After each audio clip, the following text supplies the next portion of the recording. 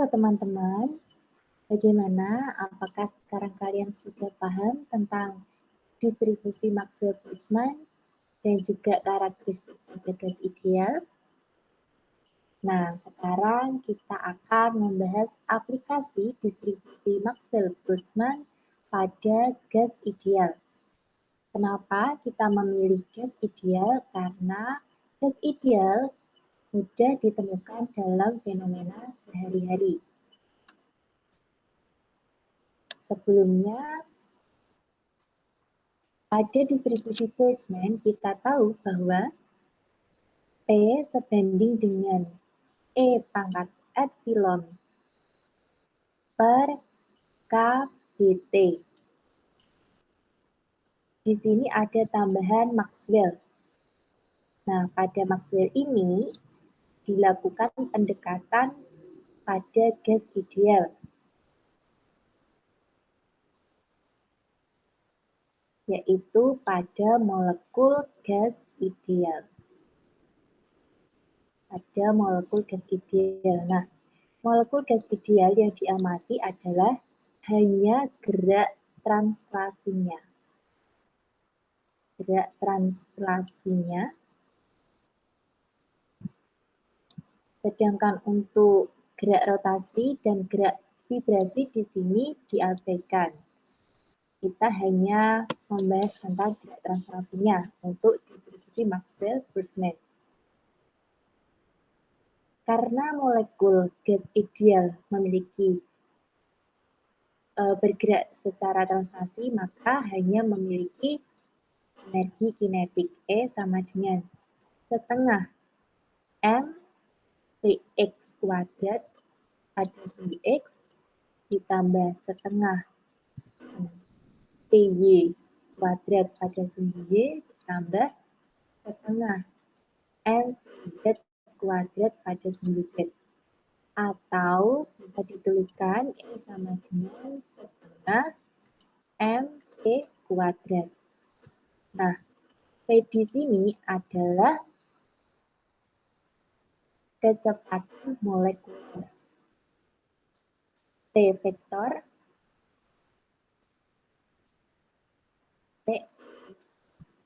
TY, TZ. Ini adalah kecepatan molekuler.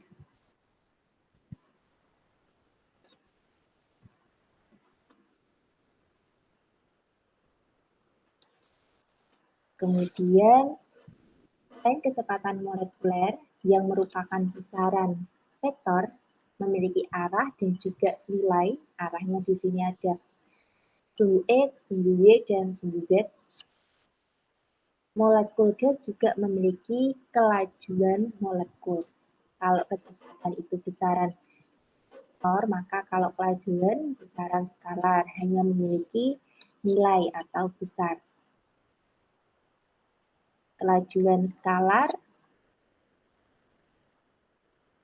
kelajuan molekuler dapat disimpulkan besar P vektor. Seperti ini. Nah, selanjutnya kita akan menentukan dua target yang akan kita cari. Yang pertama adalah distribusi kecepatan molekul. Yang kedua adalah distribusi kelajuan molekul.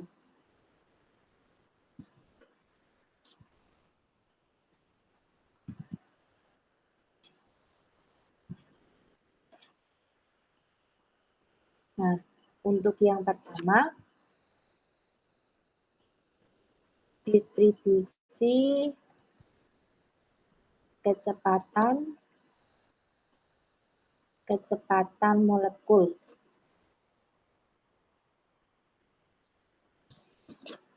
Untuk menentukan distribusi kecepatan molekul, langkah pertama yaitu kita menentukan arah terlebih dahulu.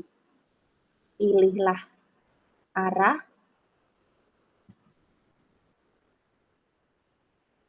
kemudian yang kedua kita menghitung jumlah molekul dengan kecepatan dengan komponen kecepatan pada arah yang sudah kita tentukan. Menghitung jumlah molekul dengan kecepatan, dengan komponen kecepatan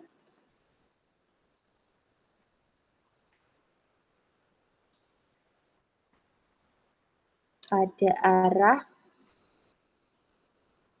yang sudah ditentukan.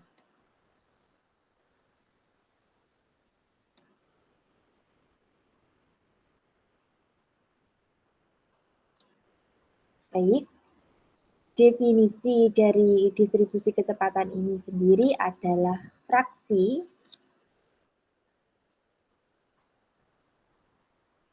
molekul dengan kecepatan.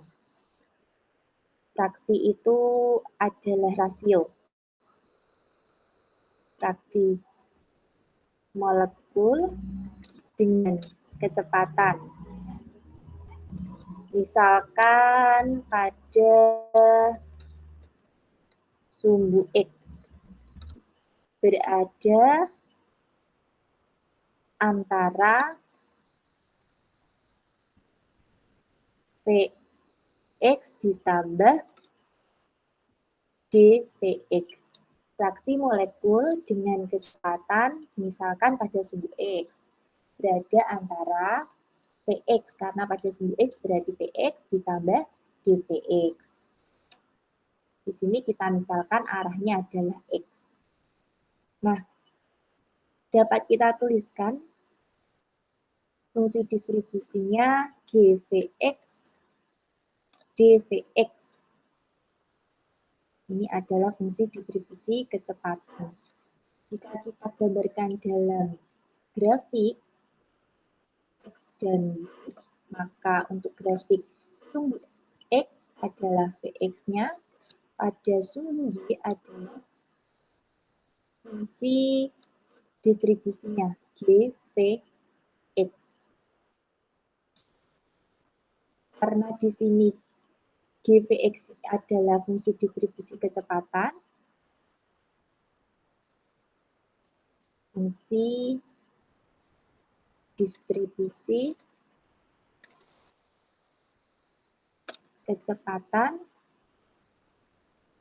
sebanding dengan E pangkat min M Vx kuadrat dibagi 2 kBt. Nah, di sini bentuknya masih dalam persamaan yang belum eksak. Maka dari itu kita buat eksak terlebih dahulu. Kalau kita mau buat eksak, maka kita perlu konstanta di sini. Antara fungsi distribusi kecepatan dengan E pangkat min M Vx kuadrat per 2 kBt ini diperlukan konstanta. Sehingga nanti bisa kita tuliskan persamaan eksaknya. Nah, konstantanya dapat kita cari dari dengan prinsip normalisasi. Prinsip normalisasi integral min tak hingga sampai tak hingga dari fungsi distribusinya Gvx dVx sama dengan 1. Karena normalisasi berarti nilainya sama dengan 1. Kemudian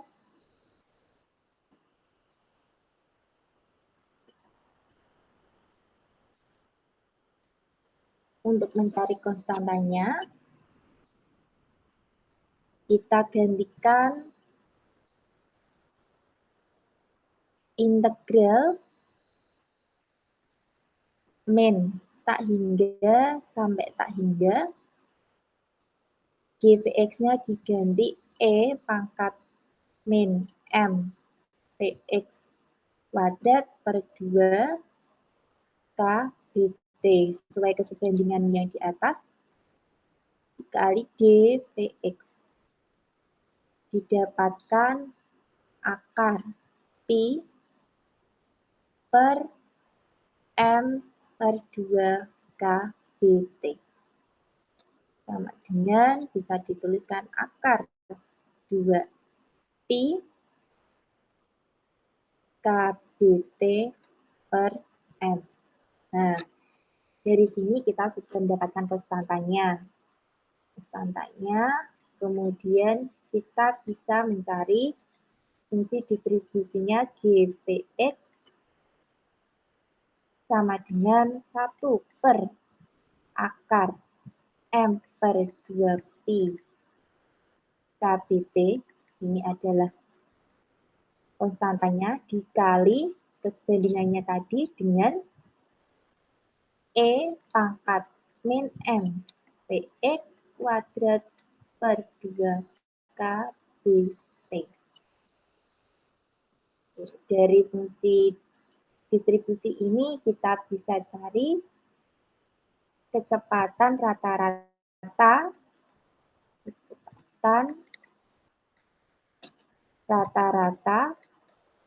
karena kita tadi ambilnya adalah di sumbu X, maka kecepatan rata-rata di sumbu X. Dapat kita tuliskan kecepatan rata-rata X seperti ini sama dengan integral minus tak hingga sampai positif tak hingga dari PX dikali fungsi distribusinya GPX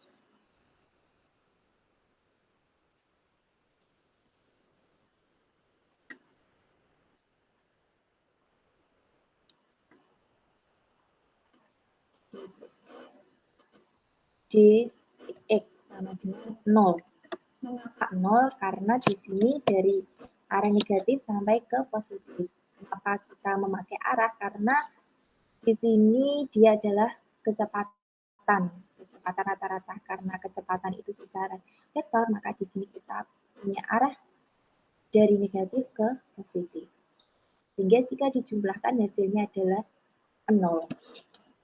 Nah, selanjutnya kita juga bisa mencari kelajuan. Kecepatan berarti kita bisa juga mencari kelajuan. Kelajuan rata-rata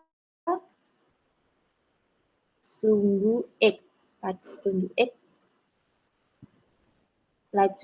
kalau kelajuan tadi dapat disimpulkan besar X rata-rata seperti ini dengan 2 kali integral 0 sampai tak hingga. Kenapa di sini 2 kali integral 0 sampai tak hingga? Karena kalau kelajuan itu adalah besaran skala, sehingga kita hanya mencari nilainya. Seperti aturan integral, bahwa min tak hingga sampai tak hingga batasnya, jika diubah menjadi batasnya 0 sampai tak hingga, maka integralnya dikalikan 2.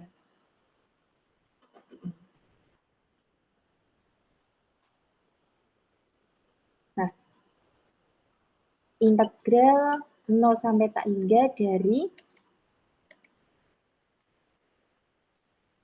P dikali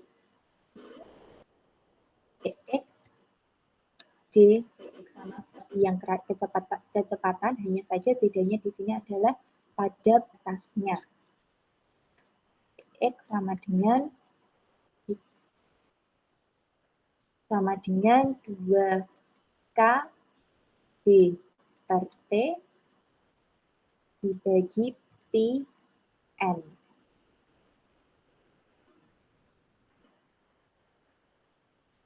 Nah, seperti ini.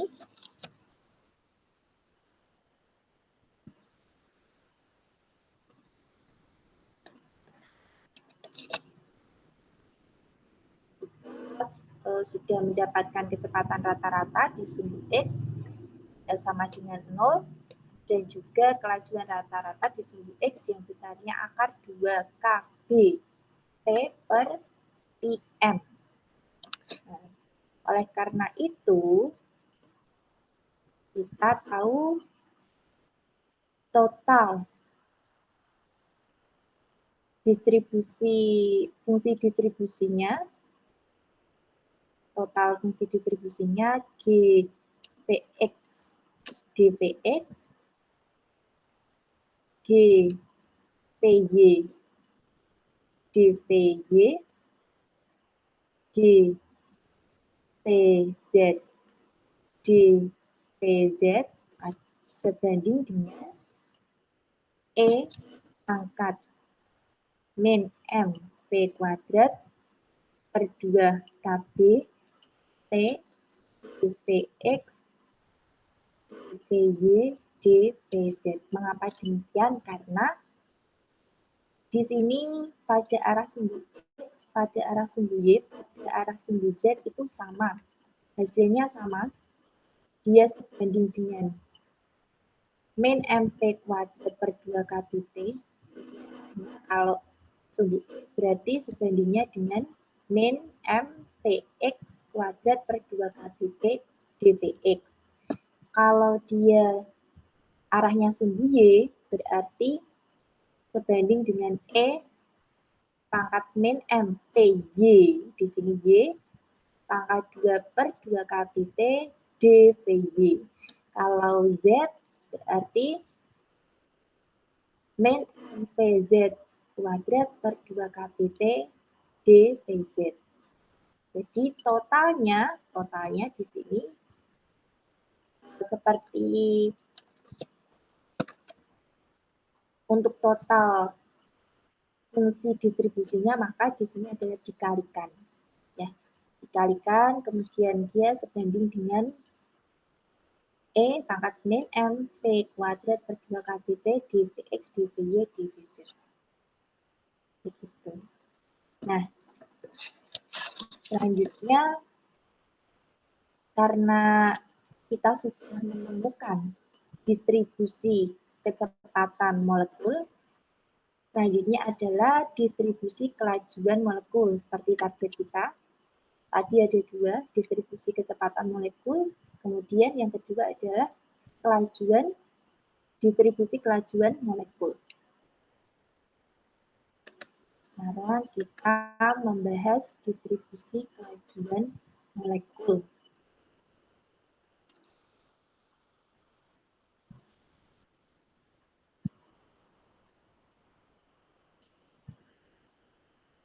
Distribusi kelajuan molekul. Sama halnya seperti distribusi kecepatan molekul, ya, definisinya adalah fraksi molekul dengan kelajuan. Kalau tadi di distribusi kecepatan molekul, definisinya fraksi molekul dengan kecepatan. Kalau distribusi kelajuan, fraksi molekul dengan kelajuan. Sesuai namanya, kalau kecepatan berarti dengan kecepatan, kalau kelajuan dengan kelajuan. Nah, fraksi molekul dengan kelajuan antara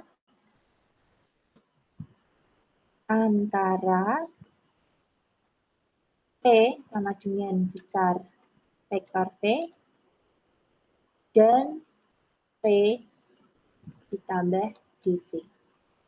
Nah, sehingga dapat dituliskan fungsi P dV sebanding dengan P kuadrat dV E pangkat min M P kuadrat per 2 KT. Bisa demikian, mengapa bisa sebanding dengan P kuadrat dV min M P kuadrat per 2 KT?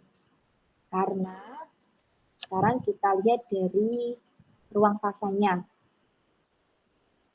Ruang fasanya di sini, ruang fasa itu adalah ruang di mana terdapat 3 arah, ya, 3 arah.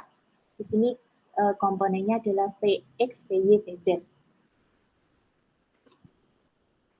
Z-nya misalkan di sini, misalkan Y-nya di sini, dan TX-nya misalkan di sini. Nah, kemudian molekul gas yang bergerak itu kan memiliki kecepatan, dan kecepatannya kan berbeda-beda nilainya. Nah, di sini misalkan kita ambil contoh kecepatan P. Ini. Kecepatan P. Nah, kecepatan P ini jika digambarkan, diplotkan, maka akan membentuk seperti bola. Seperti ini. Bola yang memiliki kulit. Bola yang memiliki kulit. Seperti ini. Kulitnya ini adalah DP. Yang jari-jarinya yang dalamnya ini, ruangnya ini, P, vektor P. Nah, yang tebalnya kulit ini adalah dV. Mengapa di sini fungsi P dV sebanding dengan P kuadrat dV? Karena kita mengingat bahwa luas volume bola di sini, volume bola itu adalah volume bola untuk yang di sisi kulitnya ini, volume bola adalah 4 pi P kuadrat dikali dV-nya. Volume bola keseluruhan 4 pi P kuadrat dikali dV-nya.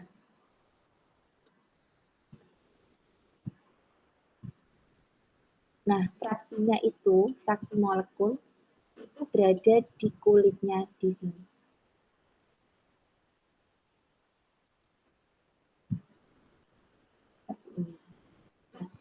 Sehingga fungsi P dV sebanding dengan P kuadrat dV. Luas alas dikali tebalnya. Ini luas alasnya, ini dikali tebalnya dV. Sehingga kita di sini bisa mencari konstantanya seperti yang di sebelumnya tadi. Nah, ini bentuknya masih persamaan yang tidak eksak, belum eksak, maka di sini bisa dicari konstanta.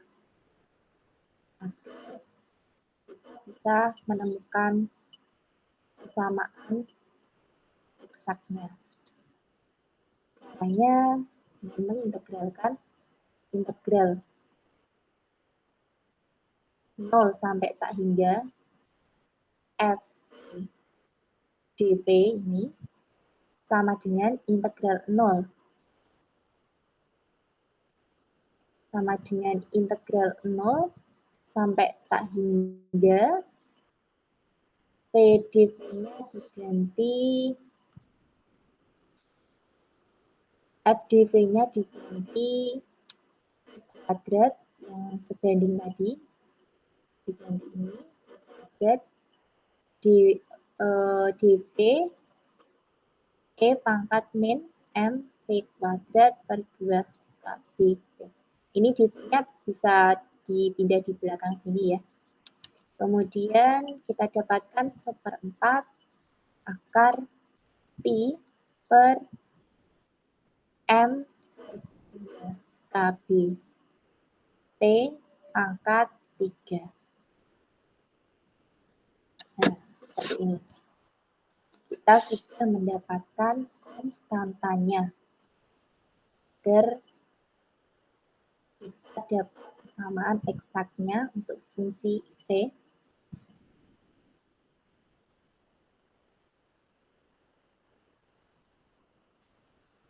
Sehingga kita bisa menuliskan fungsi P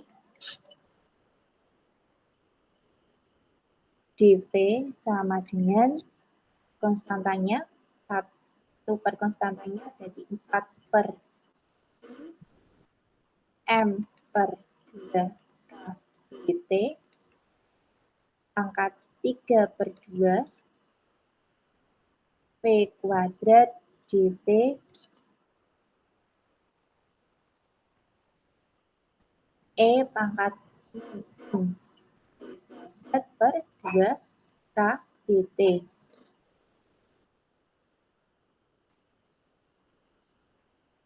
Ini adalah konstantanya, kemudian ini adalah persebandingannya.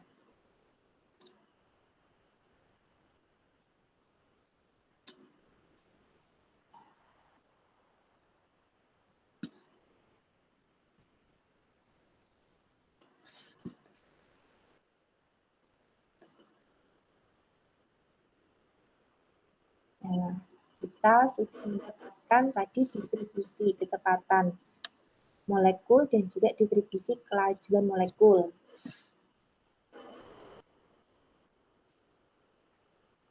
Kita bisa mencari kelajuan rata-rata dan juga kelajuan kuadrat rata-rata. Dan kuadrat rata-rata.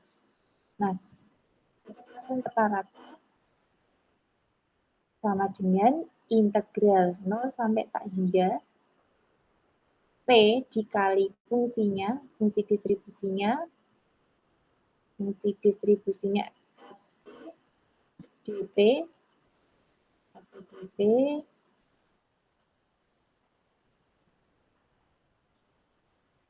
kemudian dapatkan akar 8.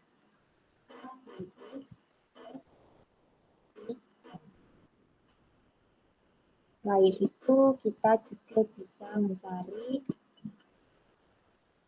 rata-rata dan kuadrat sama dengan integral 0 sampai tak hingga, karena kuadrat berarti P-nya juga kuadrat. P kuadrat F P didapatkan nilai 3 kb T per N. Nah, pada rata-rata kelajuan kuadrat ini, kenapa dapat 3? Karena di sini adalah jumlahnya dari vektor dari juga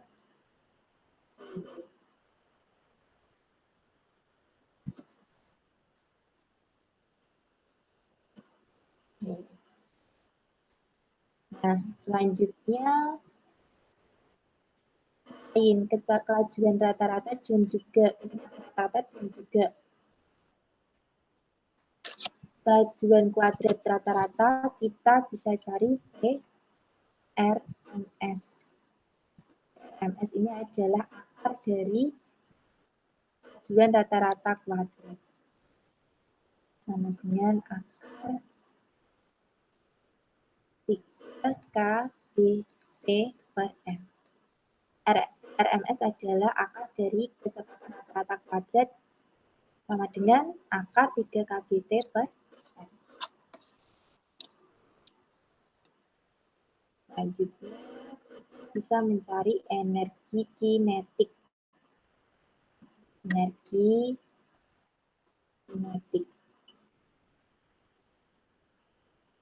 kinetik rata-rata sama dengan seperti yang sudah kita tahu bahwa persamaan energi kinetik sama mv kuadrat.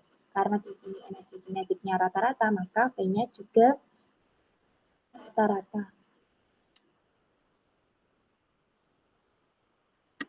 Seperti ini, kemudian didapatkan nilai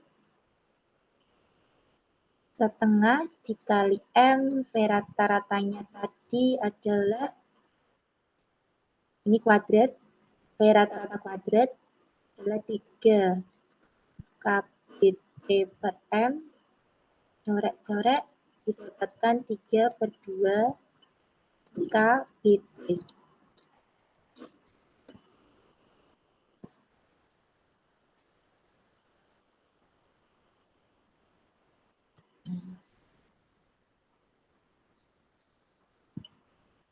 3/2 kbit dari 3 arah, sumbu Y dan sumbu Z, sehingga ini disebut dengan teorema ekipartisi. Teorema ekipartisi. 3 arah. 3 arah. Kemudian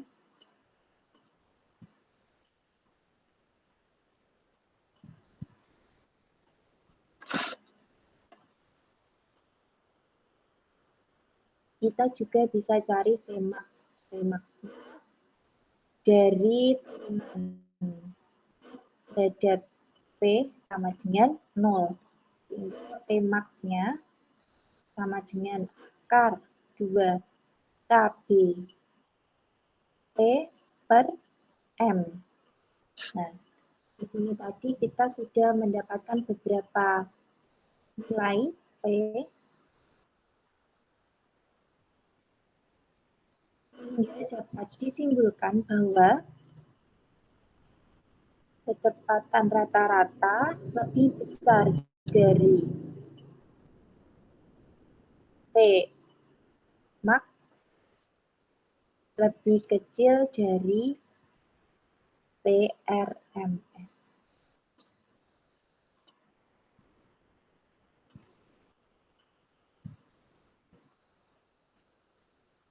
Untuk perbandingannya, Vmax-nya adalah akar 2, kemudian P rata-ratanya adalah akar 8 per Pi, dan PRMS-nya adalah akar